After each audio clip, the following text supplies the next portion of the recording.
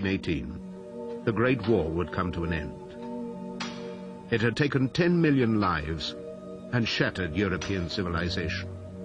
The war changed everything. It gave birth to the world we live in now.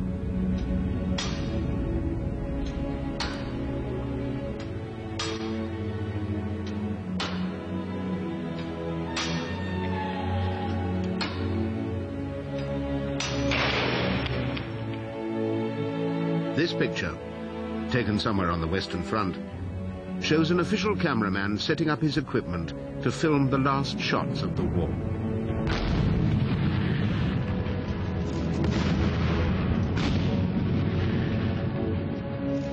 The armistice had been signed at 5 that morning, but during the 6 hours before 11 o'clock, fighting continued until the last minute.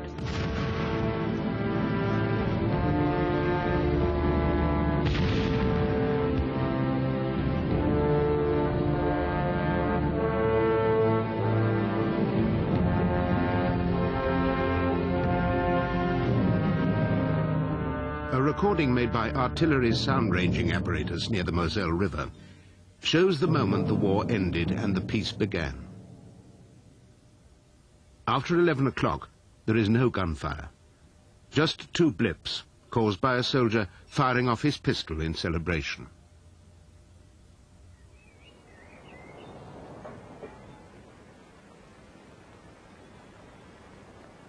A reporter from The Times could not believe it.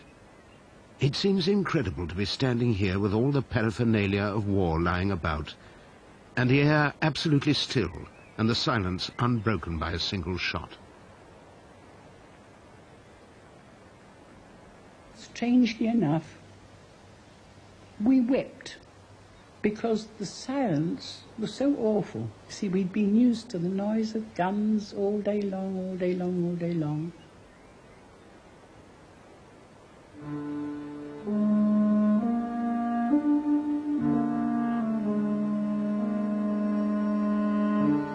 Slowly, the news came in officially that an armistice had been signed, but there was no show of emotion. We were too far gone. I mean, say, the perceptions, our emotions were all killed long ago.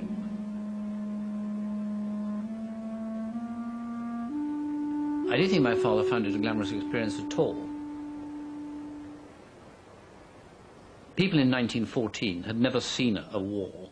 The country itself hadn't taken part in a major war for 99 years, since 1815, and even that war hadn't really impinged upon the population in the way that wars since have. You only have to read Jane Austen to realize that it did not.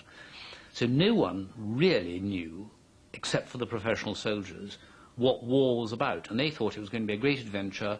It was going to be over by Christmas. They would have an enormous amount of fun. There might be a few people killed, but they would be romantically laid to rest with all the ceremony and so on. There'd be lots of heroes, and they could go back to their wives and girlfriends as heroes, having had a great adventure.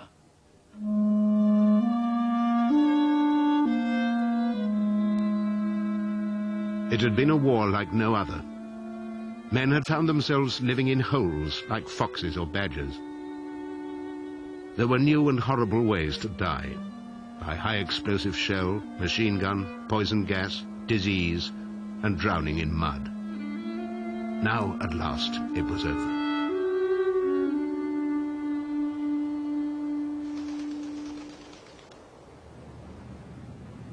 On November the 11th in London, an airship filmed people crossing the Thames on their way to Buckingham Palace, where crowds had been gathering to await the stroke of 11. Big Ben had been silent through the war and was about to strike for the first time in 4 years.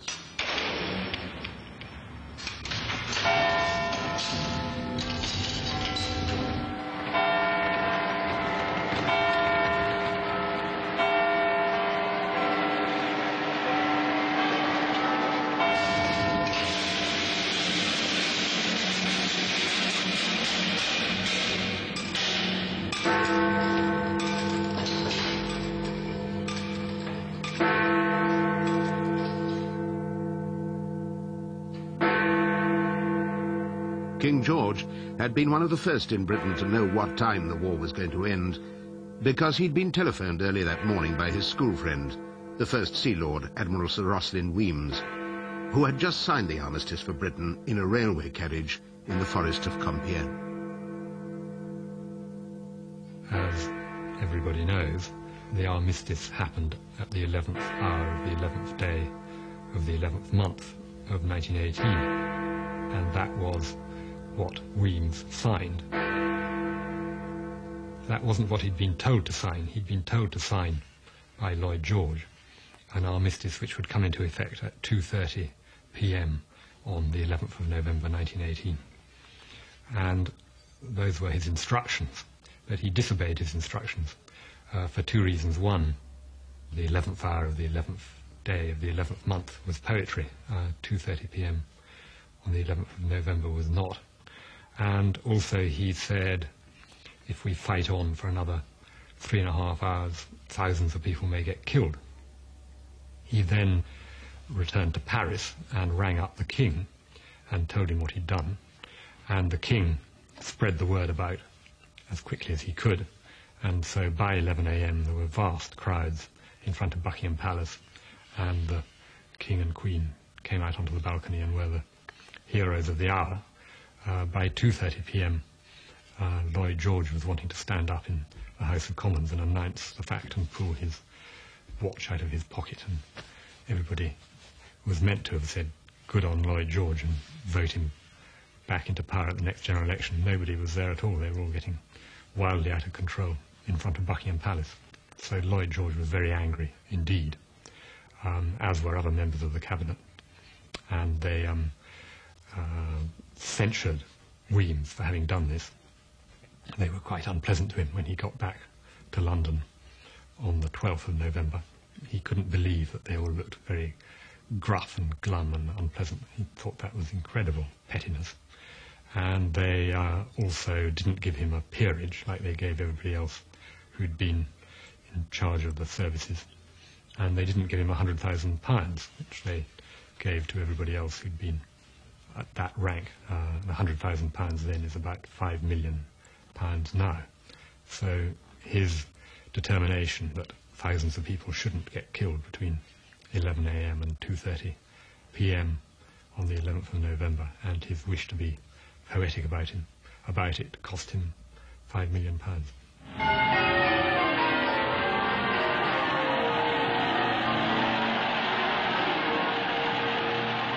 The royal family had sworn not to touch alcohol for the duration of the war. Now the war was over, the king opened a bottle of brandy laid down at the time of Waterloo. It tasted, said the king, very musty. November the 11th, Buckingham Palace. Today has indeed been a wonderful day, the greatest in the history of this country, wrote the king in his diary. He also said what he now felt about his cousin, Kaiser Wilhelm. How are the mighty fallen? He had been emperor just over 30 years, he did great things for his country, but his ambition was so great that he wished to dominate the world, and he created his military machine for that object. No man can dominate the world. It has been tried before, and now he has utterly ruined his country and himself. I look upon him as the greatest criminal known, for having plunged the world into this ghastly war which has lasted over 4 years and 3 months with all its misery.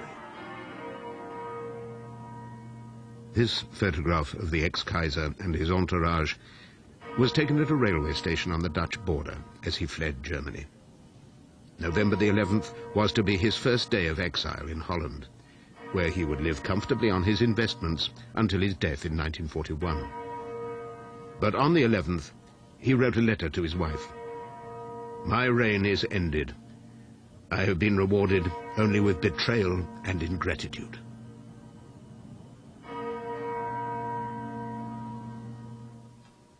At the front, people were still dying.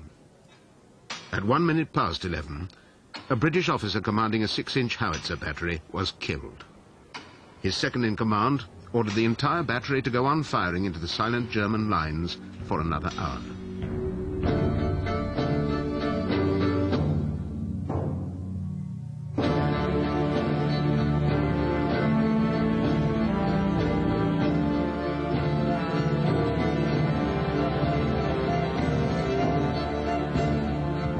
11:15, Captain Adrian Keth Faulkner recorded that it had been found necessary to end the days of a Hun machine gunner who would keep on shooting.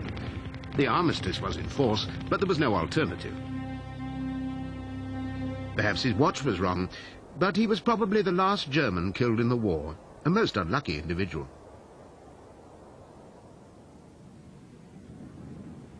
At his headquarters train, Field Marshal Sir Douglas Haig, the British Commander-in-Chief, was entertaining the Prince of Wales.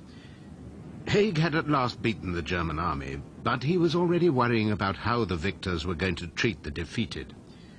A few days earlier, he had written in a letter to his wife, "I am afraid the Allied statesmen mean to exact humiliating terms from Germany. I think this is a mistake, because it is merely laying up troubles for the future." He thought that the handing over of all the military transport was going to cause terrible suffering to the German people, who would have to be fed, or German people east of the Rhine.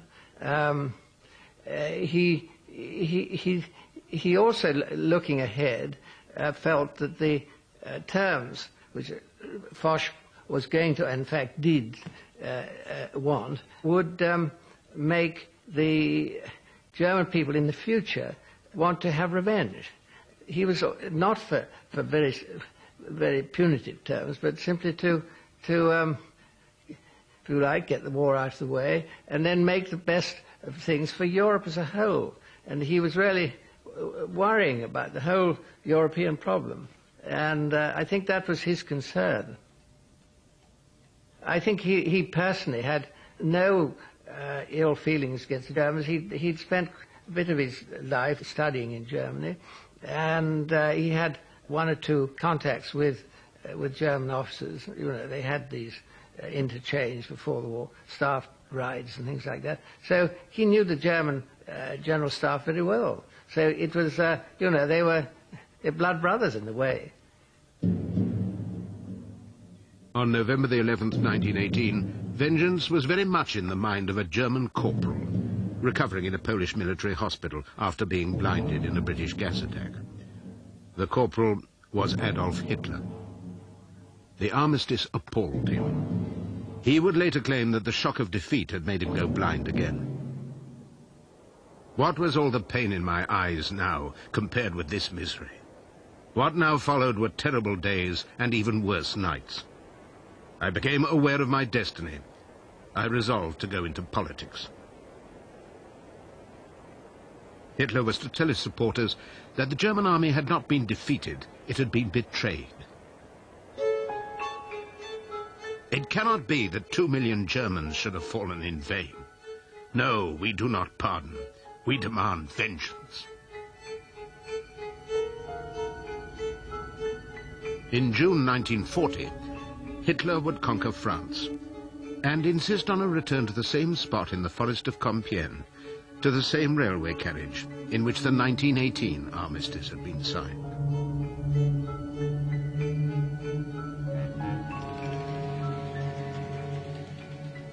This time, Field Marshal Keitel would dictate the terms of the French surrender. It was on November the 11th, 1918, in this same coach, that there began the calvary of the German people. Every element of dishonor, moral humiliation, and material human suffering that can be imposed upon a people had its origin there. Hitler's new war would kill 50 million and leave a legacy of hatred and division that would wreck lives until the end of the 20th century.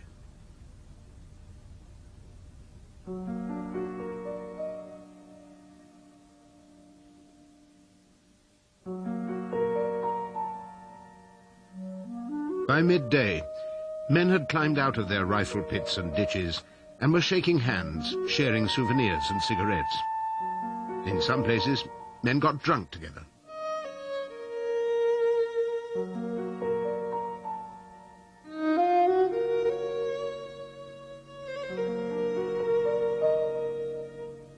All this was in defiance of the official order banning fraternization, and by mid-afternoon an Allied picket was posted between the lines along most of the front.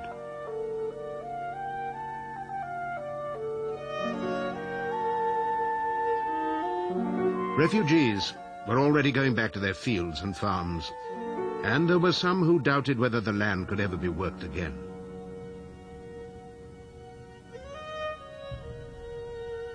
In towns and villages along the front, it seemed to many that the world could never be put back together.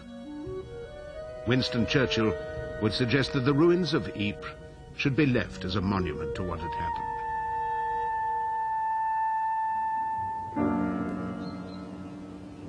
In Britain, the landscape and architecture were unchanged. There was no outward sign of a war having taken place, but as if in some terrible plague, so many men had disappeared. On this first day of peace, the newspapers listed another 4,500 casualties.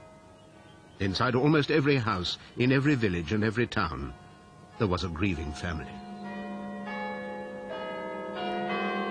At noon in Shrewsbury, while the armistice bells rang out, a telegram from the War Office was delivered to 69 Monkmoor Road, home of Mr. and Mrs. Owen.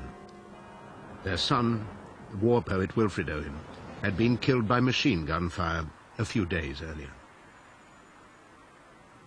The last thing Owen wrote was a letter home from a cellar in Flanders. Dearest Mother, it's a great life. I'm more oblivious than, alas, yourself, of the ghastly glimmering of the guns outside and the hollow crashing of the shells. There is no danger down here, or, if any, it will be well over before you read these lines. I hope you're as warm as I am, as serene in your room as I am here. Of this I'm certain, you could not be visited by a band of friends half so fine as surround me here. Ever, Wilfred.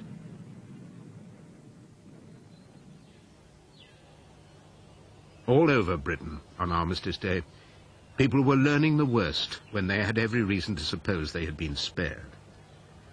At Didbrook in Gloucestershire, on the Earl of Weems' estate, it was the turn of the forester and his family. My mother had this telegram to say that my brother had been killed on active service. And then, of course, that totally altered the situation then, you see. We were all very, very upset about it, including my poor old mother. He went out to look after his comrades, carry these wounded comrades in. He carried the one in, all right, and he goes back the second time, and he got the other one, but he got wounded then, at the second attempt, when he went and fetched the other wounded chap in. Well, then the officer of the division pleaded for him to go back out because it was too dangerous. And he was very badly wounded then, but he wouldn't take any notice. He would go back in and try to get this third. And as he was bringing the third one back in, a sniper had him straight through the throat.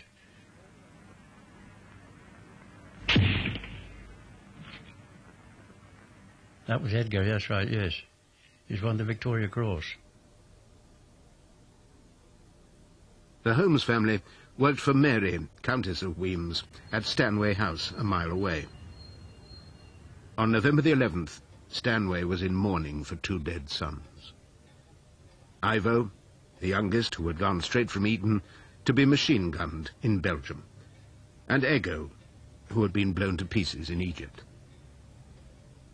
In her diary, their mother grieved for them, even as she welcomed the end of the war. This is the greatest victory.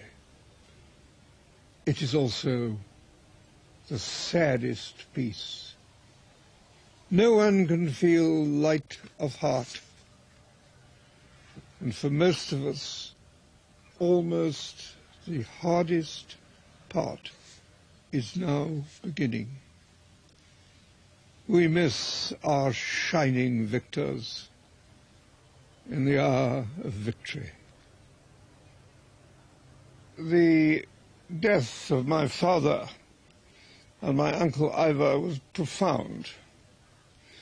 It was a way exaggerated because the third son, Uncle Guy, was rather unsatisfactory. He was a very sweet man, but he wasn't very effective. And so the whole best of the family had gone.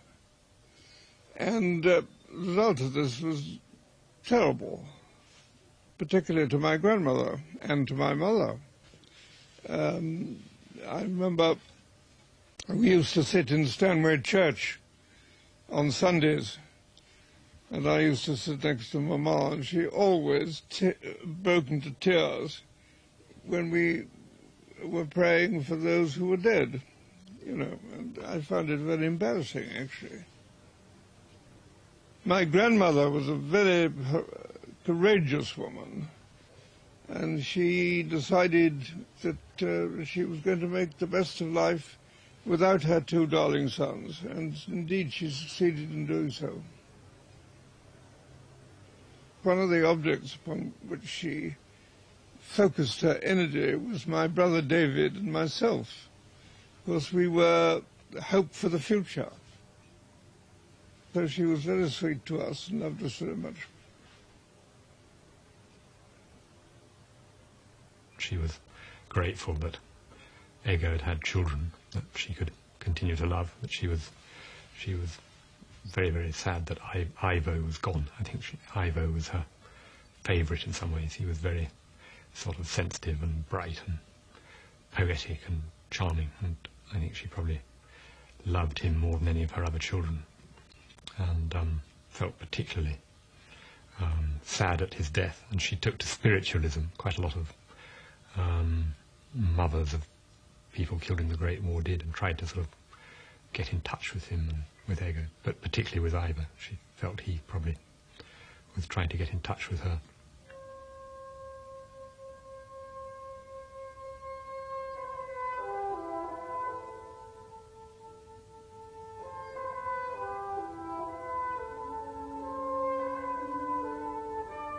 Soon after the war was over, families set off on sad pilgrimages to the battlefields to look for the graves of fallen relatives and to ask for news of the missing.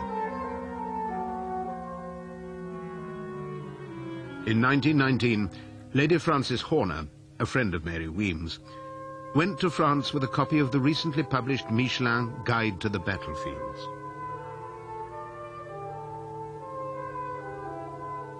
The country was still almost the same as it had been in the war, wrote Lady Horner in her diary.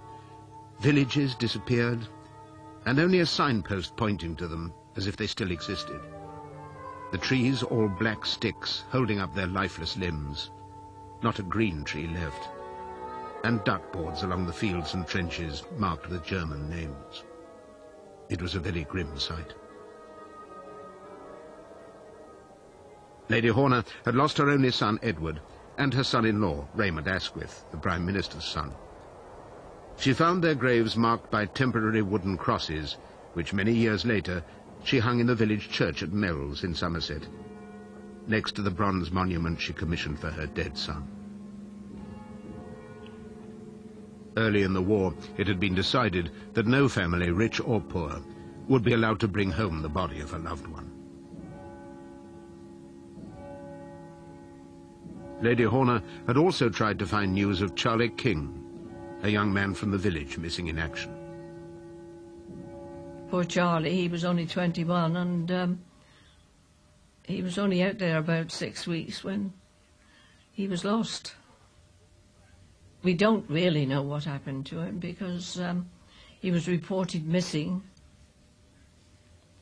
Lady Horner, she was very kind to my mother then. She did made inquiries around hospitals and things to see if he was in hospital anywhere, but she did on one occasion thought she'd found him in a hospital in Boulogne, but it wasn't him. They were very upset, especially my poor mother. I remember, well, some years afterwards, perhaps we'd be sitting of a winter evening, and I've heard her say, more or less to herself, you knew what she was thinking. I wonder what happened to that poor boy. You knew that she was talking about Charlie, you see, because she never knew what happened to him. Wonder if he crawled away and died by himself or something, you know.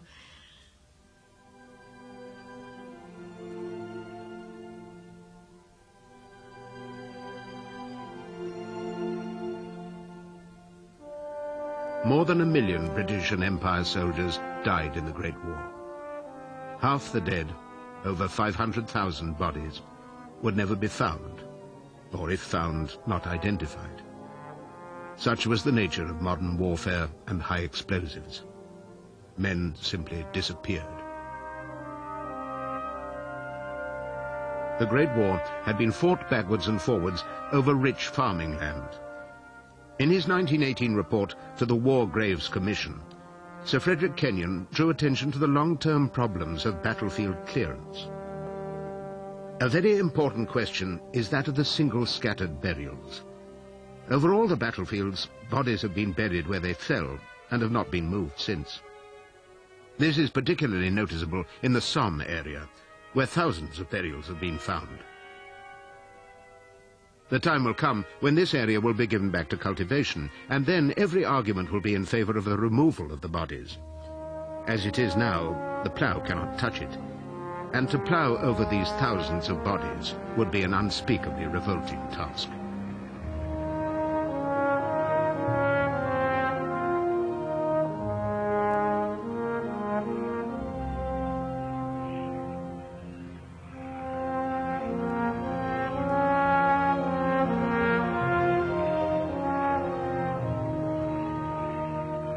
From as early as 1916, there had loomed the awesome question of what to do with the dead once the war was over. Fabian Ware, the head of the Imperial War Graves Commission, later calculated that if the Empire dead marched 4 abreast down Whitehall, it would take them 3.5 days to pass the cenotaph.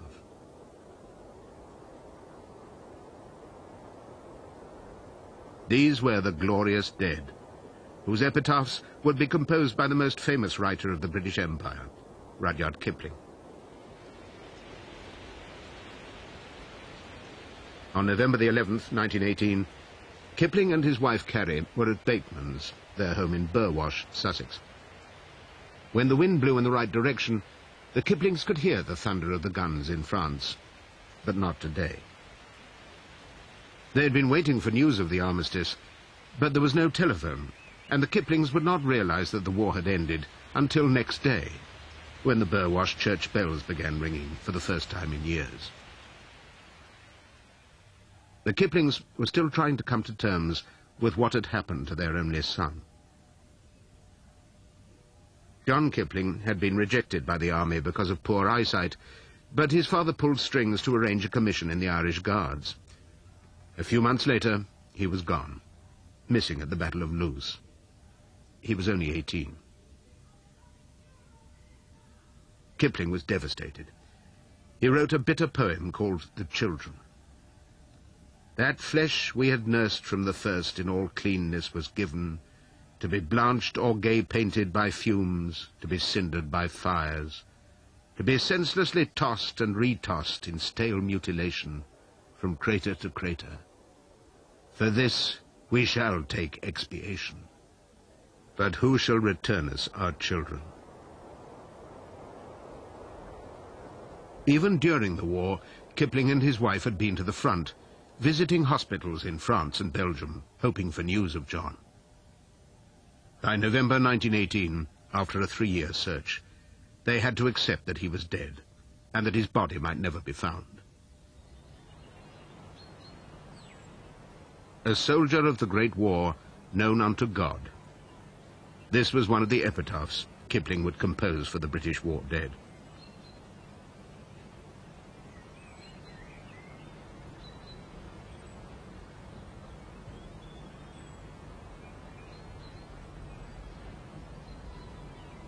The dead would lie in cemeteries designed by the Empire's finest architects, with trees, shrubs and flowers laid out to recall an English country garden.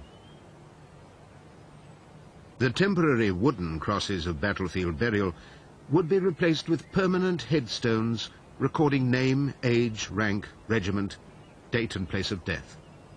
No moss or lichen would be allowed to blemish them in the years to come.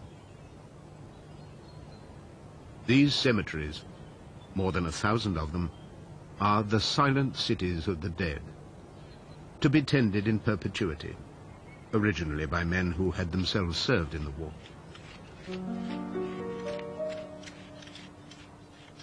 One of the soldiers who became a war graves gardener was a medical orderly called Walter Sutherland of the 3rd Canadian Casualty Clearing Station.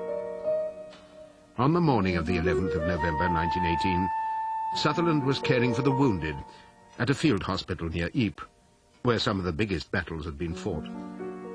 When the war was over, the hospital site became the 2nd largest of the war cemeteries. Sutherland married his Belgian sweetheart. His son George and grandson Alex both followed in his footsteps as gardeners at the same cemetery.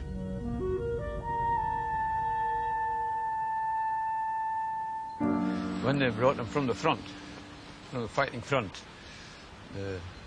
hundreds of cartloads of wounded and dead were brought here over the cobblestones, horse and cart, and the blood was dripping out, you know, from the wounded soldiers. And then they brought them into the hospital. That's where my father had a shop to select them and take some of them in hospital and some of them in the mortuary. My father took a dead person into the mortuary, and he heard a groan. And he looked, and there was a chap still alive. And they took him out and back in the hospital and they saved him. He wanted to forget, but he couldn't. Those who were still alive after the war, especially my father, they thought they had a duty to perform and take care of them graves.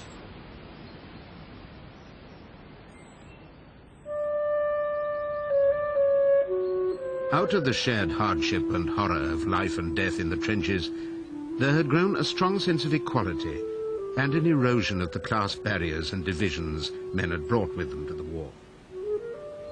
Fabian Ware and the War Graves Commissioners were determined to reflect this new democratic spirit in the design of the cemeteries, despite bitter opposition at home. It was felt that the provision of monuments could not be left to individual initiative. In the large majority of cases, either no monument would be erected or it would be poor in quality, and the total result would be one of inequality, haphazard and disorder. The monuments of the more well-to-do would overshadow those of their poorer comrades, and the whole sense of comradeship and of common service would be lost. It is necessary to face the fact that this decision has given pain in some quarters. Not a few relatives have been looking forward to placing a memorial of their own choosing over the graves which mean so much to them. Yet it is to be hoped that even these will realize that they are asked to join in an action of even higher significance.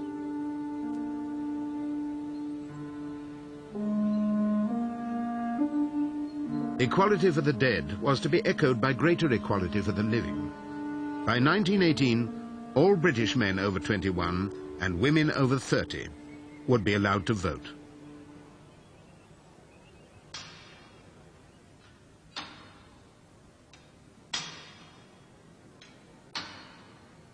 At 3 p.m. on the 11th of November, Lloyd George would tell the House of Commons, "Thus, at 11 o'clock this morning, came to an end the cruelest and most terrible war that has ever scourged mankind.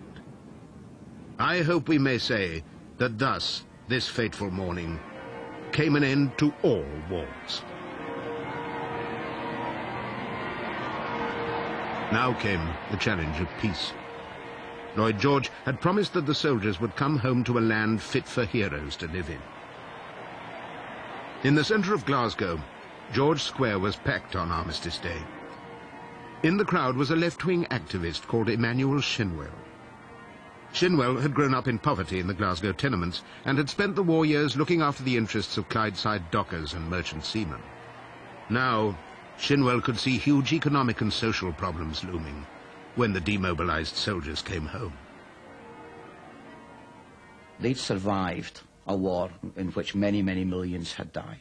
And they came back, and the promise of the government was that this was going to be a land fit for heroes, a land that they would want to live in when they came back. And they came back and they discovered it was the same poverty, it was the same hardship that they had left before.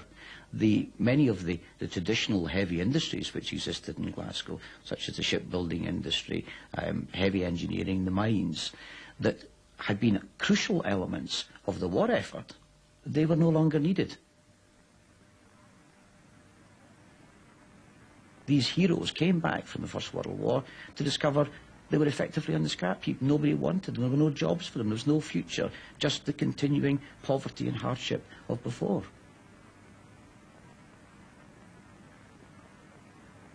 Many of the women who worked in munitions factories during the First World War found themselves out of work.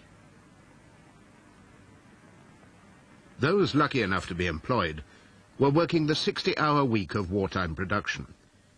Shinwell and other labour leaders wanted this reduced to 40 hours to create 50% more jobs. 3 months after the armistice, Shinwell was back in George Square at the head of a mass demonstration of 20,000 strikers and unemployed ex-soldiers. Fighting broke out, and the Riot Act was read. Well, it wasn't very long after the Russian Revolution, and there was a kind of revolutionary atmosphere, very common among the workers, because they thought if you could depose the Tsar and destroy the Tsarist regime, then we could deal with capitalism in the United Kingdom. Events in Russia had made the government afraid of Bolshevik revolution in Britain, and the authorities panicked. 12,000 troops were brought into Glasgow with barbed wire and machine guns. For the first and only time in Britain, tanks were on the streets.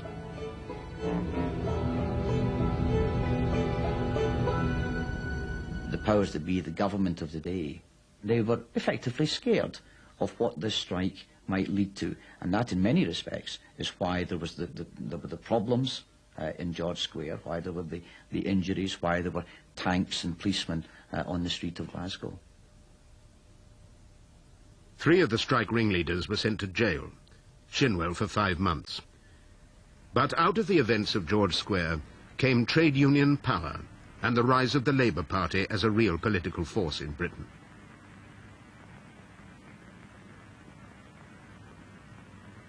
"60 years on, Manny Shinwell, now Lord Shinwell, would write that he was grievously disappointed by Britain's slow progress towards the world he hoped to see. I had visions in my early days of a different form of society, where there was no impoverishment, where the slums had disappeared, where the people behaved better, and where there was no vandalism or juvenile delinquency. I had all these ideas, and my colleagues and I were very disappointed.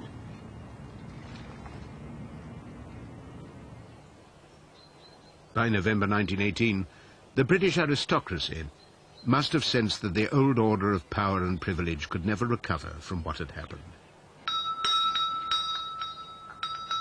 6 months after the armistice, Mary Weems would go down to the cricket ground at Stanway to watch the first game of the season. The first game, in fact, since the war began. This time her son Ego would not be there to captain the Stanway team. It was a sorry sight during the long years of the war to see the grass grow thick and ragged and the dandelions flourish in the cricket field, where silence reigned instead of shouts and laughter. But the day came when the grass was mown, some old players returned to the field, some new boys joined, and cricket began again. I steeled myself and went to see them play. And last, the head keeper and cricketer said to me afterwards with deep feeling, "Oh, I missed seeing that brown head and those long, swift legs that swallowed up the ground, and the quiet, strong voice that kept everyone in his place, and the patience, kindliness, and tact that considered everyone's feelings." The First World War had one terrible effect, is that it killed a great number of the natural leaders of the country. They simply were wiped out, and they weren't there anymore. And the result is that power drifted away from the hands of the land-owning aristocracy into somewhere different. It had to happen. It's all right. But don't let anybody pretend it's not a revolution. It is. As far as my great-grandparents were concerned, they no longer felt themselves at the centre of politics. I mean, my great-grandmother, Mary Weems, her lover had been the Prime Minister, and he was First Sea Lord at the time of Jutland, and he was Foreign Secretary at the end of the war. She felt very much at the centre of things. After 1918, it became politically a new landscape in which they felt less and less able to influence. So I think there was a feeling that they'd lost out in terms of being involved in the centre of politics anymore. My grandmother entertained a lot, and she was quite political entertaining. I mean, she was a great friend of Arthur Balfour, and he used to come here regularly, almost every weekend. James Barry used to come, lots of them. And those weekends when they were all there were very important, and they made even important to Britain because things were discussed there. We've had, and very good they've been too, socialist governments. Well, you couldn't have had that before the war, I don't think. And so there it is. Why couldn't there have been a socialist government before the First World War? Well, because I think the country was really ruled by the aristocracy very largely, and they wouldn't have liked it too much. We haven't had an MP in the family since before the First World War. No, I mean, so the process of separating off the old governing class from the process of governing has continued apace. Does that matter, do you think? Does that matter? Yes, I think it does matter, but it's a fact. Why does it matter? Why does it matter to not be involved in politics? Because you can't influence what's going to happen to you.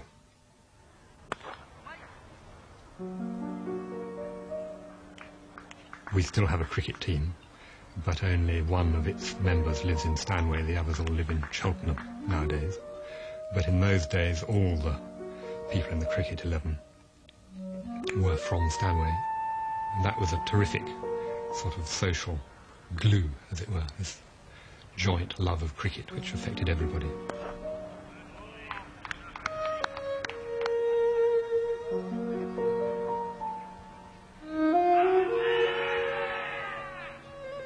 Everybody around here, from the top to the bottom, took the war very seriously and sacrificed a lot to try and win it.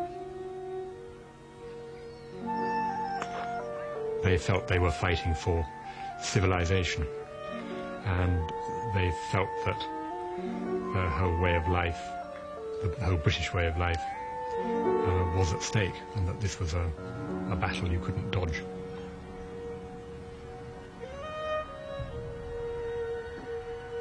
There is a point of view that it was all a ghastly mistake, and that we shouldn't have got involved in the First World War. And there's a point of view that the actual outcome was so disastrous for us that whatever had happened if we'd stood aside couldn't have been as bad. It's a romantic idea, that, in my opinion. If you had allowed, if we hadn't joined in, the Germans would have won. There's absolutely no two ways about that. The reason it seems quite such a waste of time in retrospect is because it led to the Bolshevik revolution in Russia.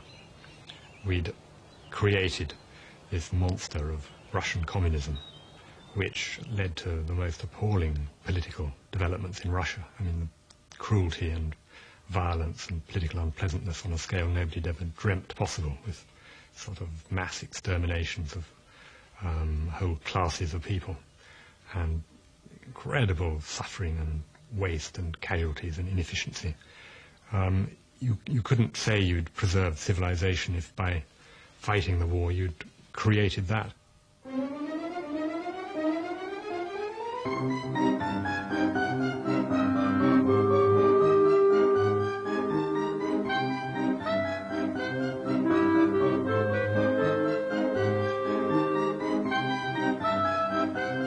In Trafalgar Square, on the evening of November the 11th, a huge bonfire was lit against Nelson's column. They had some German guns there in Trafalgar Square, and they set light to them, all blazing away, and this big red hot spark had shot out in amongst the crowd. Everybody was joyful and cheerful, and where they found the beer they was there to drink it. The armistice celebrations would go on for 3 more days and nights, growing ever more violent until the police cleared the streets. At the front, on the night of November the 11th, soldiers on both sides disobeyed orders and lit up the night sky with a huge display of signal lights, flares and explosions.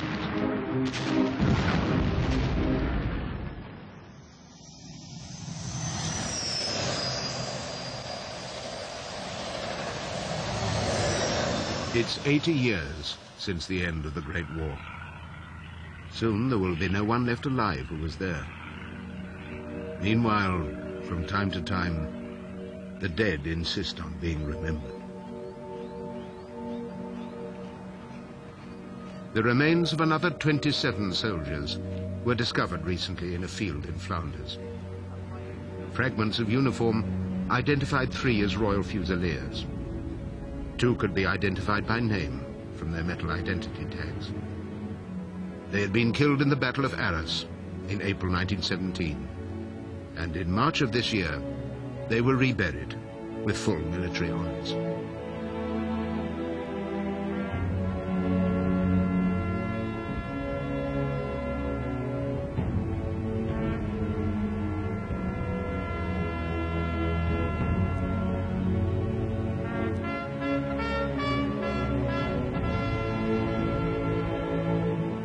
The legacy of the Great War, remembering that it was a war which people thought was going to end all wars, was a determination never to have another.